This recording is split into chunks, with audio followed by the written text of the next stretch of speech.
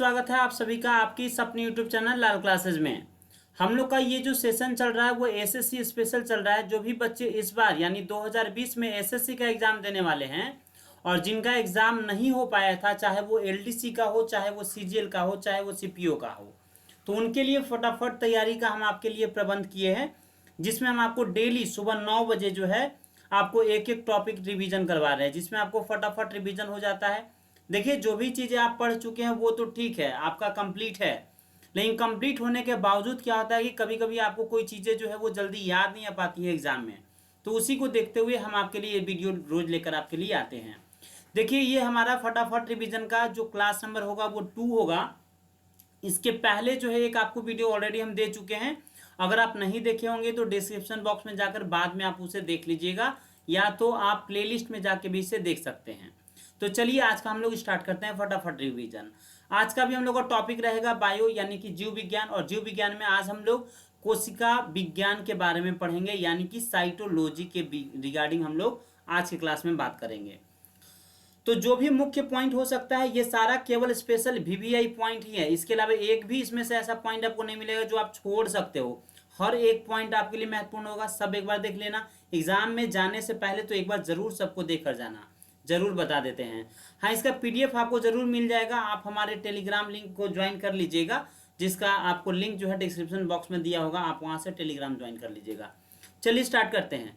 सर्वप्रथम कोशिका की खोज किसने किया था? तो रॉबर्ट हुक के द्वारा किया गया था। ये काफी इंपॉर्टेंट पॉइंट है, यहाँ से बहुत बार बहुत सारे एग्जाम में सवाल जो है वो आ चुके हैं। उन्होंने कॉर्कैम्बियन के एक मृत कोशिका की सबसे पहले उन्होंने क्या किया था? तो खोज किया था। सर्वप्रथम जीवित कोशिका की खोज जो किए थे वो ल्यूएन हॉक किए थे। ठीक है, ल्यूएन हॉक किए थे, ये भी बात आपको याद रखना है। तो देखिए, मृत कोशिका का खोज और साथ में किसने किया था ये आपको याद रखना है। रॉबर्ट हुक ने मृत कोशिका का किया था, और जीवित कोशिका का सबसे पहले किसने किया था? तो ल्यूएन हॉक ने किया था। इन्होंने ही जीवाणु का भी खोज किया था। ये भी आपके एग्जाम में क्वेश्चन आता है, जीवाणु का खोज किसने किया था? तो ल्यूएन हॉक ने किया था। रॉबर्ट हुक ने सरल सूक्ष्मदर्शी जो सिंपल माइक्रोस्कोप आप कहते हैं उसका भी खोज किए थे। जॉनसन एवं जॉनसन नामक एक विद्वान थे, उन्होंने संयुक्त जो कंपाउंड माइक्रोस्कोप होता है उसका उन्होंने खोज किया था। तथा यहाँ पे कोल एवं रस्का नामक एक विद्वान थे, इन्होंने इलेक्ट्रॉन सूक्ष्मदर्शी यानी जो आप इलेक्ट्रॉन माइक्रोस्कोप देखते हैं, ठीक है, उसका इन्होंने क्या किया था? तो खोज किया था। किसने? कोल एवं रस्का नामक विद्वान ने। तो ये तीनों पॉइंट देख लीजिएगा, यहाँ से कोई भी एक आ सकता है आपके एग्जाम में, या तो सरल सूक्ष्मदर्शी आ जाए, या तो कंपाउंड माइक्रोस्कोप आ जाए, या फिर इलेक्ट्रॉन माइक्रोस्कोप आएगा। तीनों का आप जो है वो किन्होंने खोज किया था यहाँ पे आप ध्यान से देख सकते हैं। सर्वप्रथम स्लाइडेन एवं स्वान नामक विद्वान ने कोशिका सिद्धांत को दिया था। यह भी बात आपको याद रखना है। कोशिका सिद्धांत सबसे पहले किसने दिया था? तो स्लाइडेन एवं स्वान नामक विद्वान ने दिया था। इस सिद्धांत के अनुसार सभी सजीवों की कार्यात्मक एवं संरचनात्मक इकाई को क्या कहते हैं? कोशिका कहते हैं। ये जो इंपॉर्टेंट है, यहाँ से आपके एग्जाम में क्वेश्चन पूछता है कि कोशिका का डेफिनेशन क्या है। तो सभी जीवों की कार्यात्मक एवं संरचनात्मक इकाई को कोशिका कहा जाता है। सबसे छोटी कोशिका जो होती है माइक्रोप्लाज्म होती है, इसको पीपीएलो गैलोसेप्टिकम भी कहा जाता है। और सबसे बड़ी कोशिका का नाम आपको पता ही होगा, ये आसान सवाल है। एग ऑफ स्ट्रीच होता है, यानी कि शुतुरमुर्ग का अंडा होता है। ये काफी आसान सवाल है। सबसे लंबी कोशिका आपको पता होगा तंत्रिका कोशिका होता है, यानी जिसको हम लोग नर्वस सेल भी कहते हैं, नर्व सेल कहते हैं। और कोशिका देखिए दो प्रकार का होता है, एक होता है आपका प्रोक्योरेटिक सेल और एक होता है आपको यूक्योरेटिक सेल। इसमें क्या होता है? अविकसित कोशिका होता है, और दूसरा आपका विकसित कोशिका होता है। अविकसित कोशिका में जो कोशिका का सभी जो अंग पाया जाता है वो अविकसित अवस्था में पाया जाता है, आपको याद रखना है, ठीक ना। अविकसित अवस्था में पाया जाता है, और इसमें 70S राइबोसोम पाया जाता है। ये सबसे ज्यादा इंपॉर्टेंट है, आपको याद रखना है। अविकसित में 70S राइबोसोम पाया जाता है, जबकि जो विकसित कोशिका होगा इसमें जो अंग है वो विकसित अवस्था में पाया जाता है, और इसमें 80S राइबोसोम पाया जाता है। ये दोनों जो है वो खास पॉइंट है आपके एग्जाम के पॉइंट ऑफ व्यू से। अविकसित कोशिका मुख्य रूप से बैक्टीरिया नीला हरित शैवाल में पाया जाता है। ये भी आपको बात याद अगर रहेगा तो अच्छी बात है, ठीक है। विकसित कोशिका को जंतु कोशिका एनिमल सेल एवं पादप कोशिका यानी प्लांट सेल में बांटा गया है। मतलब कि आप विकसित कोशिका को दो भागों में फिर से आप बांट देते हो। एक तो एनिमल सेल हो जाता है, दूसरा आपका प्लांट सेल हो जाता है। जंतु कोशिका का आकार निश्चित नहीं होता है, क्योंकि जंतु कोशिका के कोशिका झिल्ली के बाहर सेलुलोज की बनी हुई जो कोशिका भित्ति है वो नहीं पाया जाता है। तो ये बात याद रखिएगा कि जो जंतु कोशिका होता है उसका आकार निश्चित नहीं होता है। क्यों नहीं होता है? क्योंकि कोशिका के बाहर, कोशिका झिल्ली के बाहर सेलुलोज का जो एक बना हुआ कोशिका भित्ति होता है वो कोशिका भित्ति नहीं पाया जाता है। तो दो पॉइंट यहाँ से निकल के आएगा। पहला पॉइंट, भैया क्या चीज नहीं पाया जाता है? तो कोशिका भित्ति नहीं पाई जाती है। कोशिका भित्ति क्या चीज की बनी हुई होती है? तो सेलुलोज की बनी हुई होती है। यहाँ से दो पॉइंट आपको याद करने लायक हो गए। किंतु जो पादप कोशिका होते हैं ना, उनका आकार निश्चित होता है। क्यों होता है? इसी वजह से क्योंकि उनके चारों ओर, कोशिका के चारों ओर सेलुलोज जो है वो पाया जाता है, यानी सेलुलोज का जो बना हुआ कोशिका भित्ति होता है वो पाया जाता है। तो आप कह सकते हो कोशिका भित्ति पाया जाता है, इनडायरेक्टली सेलुलोज पाया जाता है, क्योंकि कोशिका भित्ति जो बनी हुई होती है वो सेल्यूलोज की ही बनी हुई होती है। अगला कोशिका झिल्ली के रिगार्डिंग में हम लोग यहाँ पे बात करेंगे। यह प्रत्येक कोशिका का सबसे बाहरी परत होता है, ये बात याद रखना है। यह अर्ध पारगम्य झिल्ली होता है, ठीक है, अर्ध पारगम्य झिल्ली होता है। कोशिका झिल्ली चयनात्मक पारगम्य का कार्य करती है। इस झिल्ली से संबंधित फ्लूइड मोजेक मॉडल सिंगर एवं निकोलसन नामक विद्वान द्वारा किया गया, ये भी बात आपको यहाँ पे याद रखना है। कोशिका झिल्ली प्रोटीन वसा प्रोटीन PLPC बनी हुई एक झिल्ली होती है। ये ज्यादा इंपॉर्टेंट है, याद रखिएगा क्या चीज का बना हुआ होता है? प्रोटीन वसा व प्रोटीन का, ठीक है ना। ओके, PLP का बनी हुई होती है, यानी प्रोटीन वसा और प्रोटीन का बना हुआ होता है।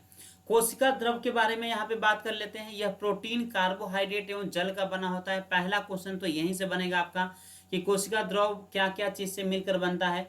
तो ये प्रोटीन का, कार्बोहाइड्रेट का और जल का, ये तीनों का मिलकर बनता है। यह एक कोलाइडी मिश्रण होता है। ये कैसा मिश्रण होता है? एग्जाम में क्वेश्चन बनेगा तो कोलाइडी मिश्रण होता है। इसमें स्कंदन का गुण पाया जाता है, यह बात आपको याद रखना है। इसी कोशिका द्रव के भीतर विभिन्न प्रकार की कोशिका का अंग भी पाया जाता है।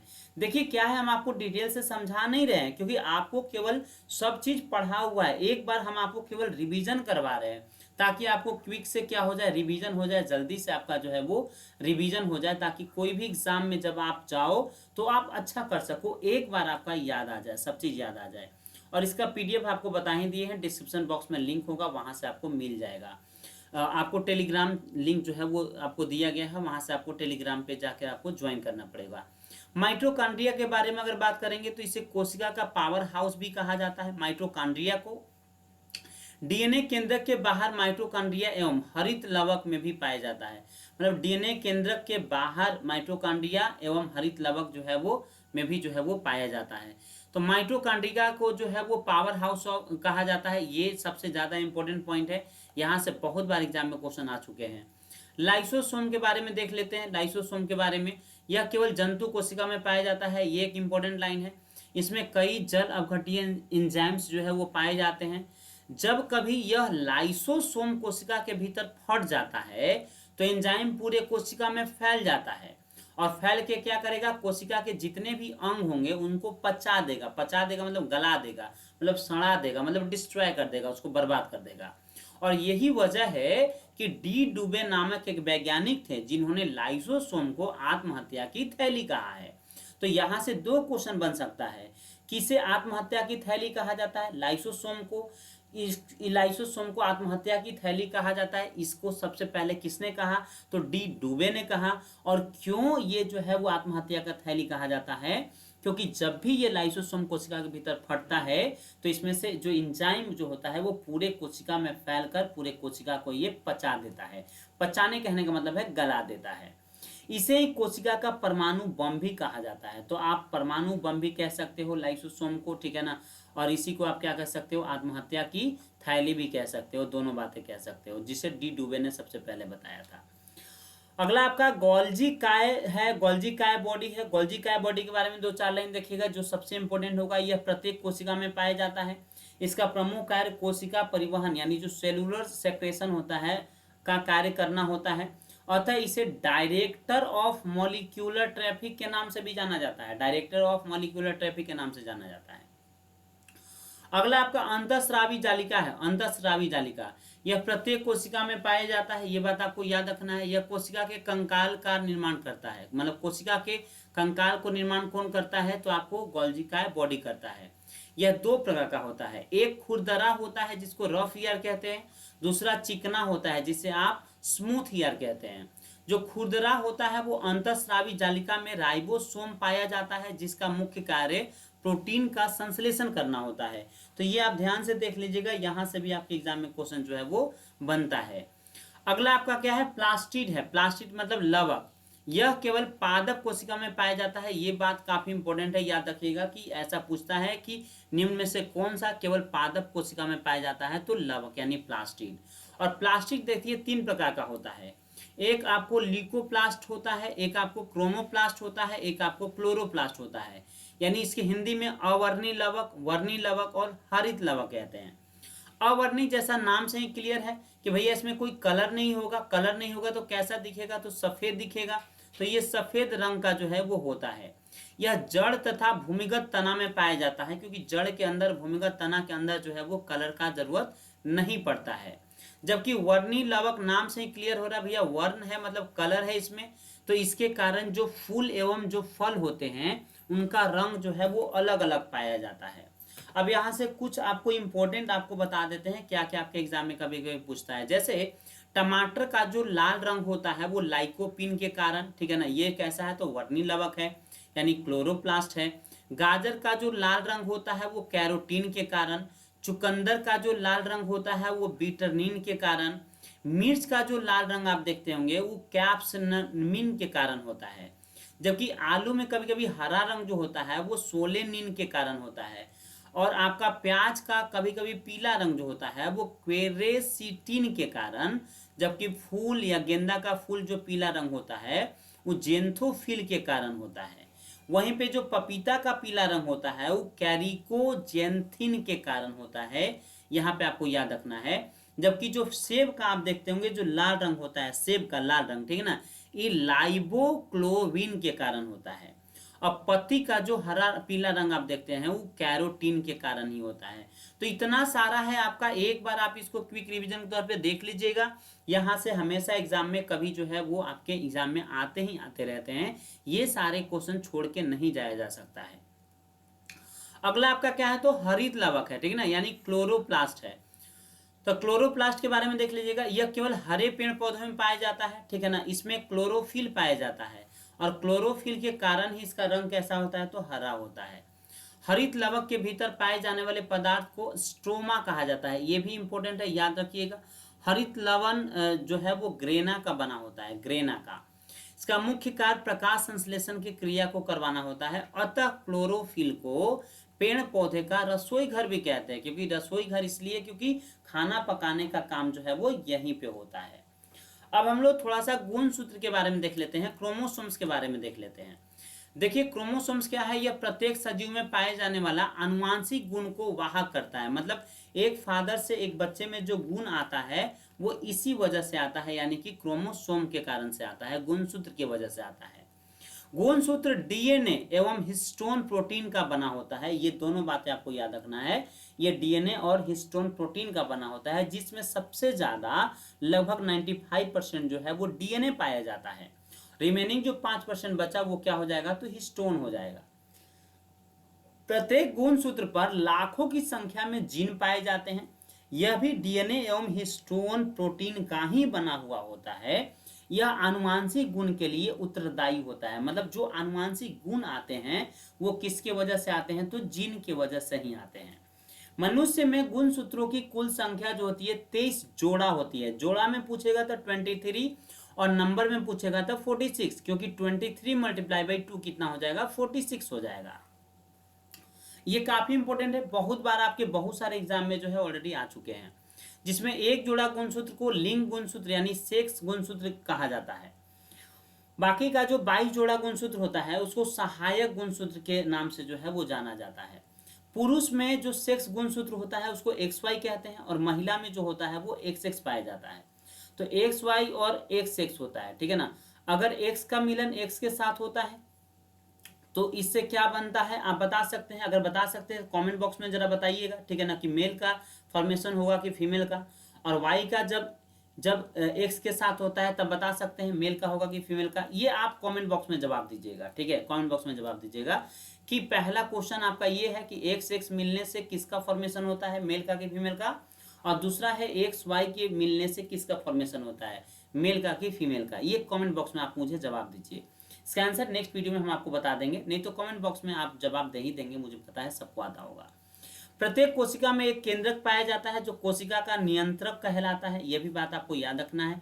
केंद्रक के भीतर पाए जाने वाले द्रव को केंद्रिका द्रव या न्यूक्लियोप्लाज्म कहा जाता है। इसी के भीतर गुणसूत्र पाया जाता है जो कोशिका विभाजन के समय क्या हो जाता है, तो फट जाता है, टूट जाता है।